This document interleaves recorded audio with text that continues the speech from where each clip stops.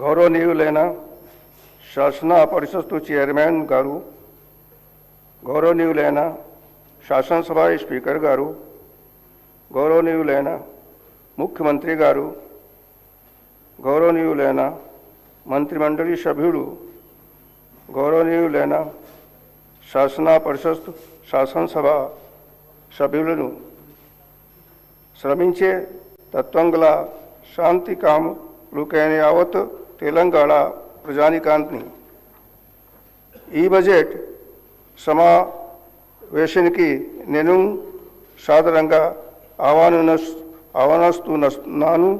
ఓకాంగ్ చరిత్రాత్మక పరిదర్శన దాంట్లో తెలంగాణ ఉండగా మనమందరం సమావేశం అవుతున్నాను. ప్రభుత్వం కేవలం పరిపాలన మాత్రమే కాకుండా ఒక భవిష్యత్తును రూపొందిస్తున్నది.